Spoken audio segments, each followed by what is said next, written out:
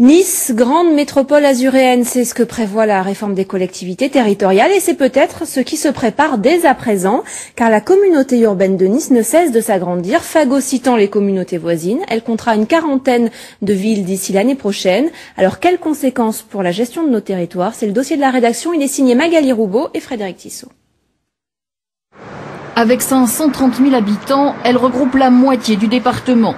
Une population suffisante pour qu'en 2014, la communauté urbaine de Nice-Côte d'Azur prenne le nom de métropole. Déjà une dizaine de communes de l'est du département ou de la montagne ont décidé de rejoindre cette intercommunalité. Un accroissement qui ravit son président, maire UMP de Nice. Pour Christian Estrosi, plus il y a de communes, plus il y a d'argent, plus il y a d'action. Nous avons démontré en matière d'assainissement, de projets de proximité, de voirie, d'éclairage public, que nous apportions des réponses dans autant de domaines où nos concitoyens sont inquiets, des réponses de proximité, parce que c'est en additionnant nos moyens que nous créons une vraie force. Le regroupement de communes a vraiment commencé il y a 20 ans. La loi Chevènement incitait les villes à mettre en commun leurs projets en matière de transport ou d'aménagement du territoire, dans un esprit de solidarité. C'est dans cet esprit que Beausoleil et 9 communes autour de Menton se sont regroupées en communauté d'agglomération. Mais aujourd'hui, la quasi-totalité de cette communauté veut rejoindre Nice. Seul Beausoleil et Castillon résistent. À l'est du département, nous avons une, communauté de destin avec l'Italie, avec la Principauté de Monaco. Nous sommes la première commune au-dessus de la Principauté de Monaco.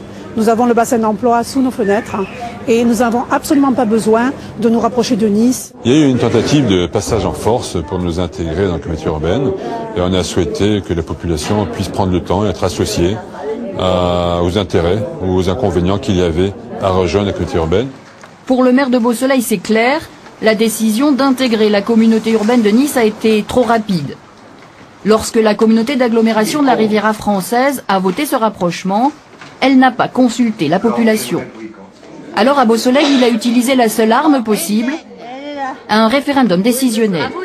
C'est nouveau, si 50% de la population se déplace, le résultat doit être pris en compte. À voter. C'est une bonne journée. Je ne veux pas que ça se décentralise ailleurs, tout ce qui est organisation du territoire, et que ça se passe au sein de la communauté.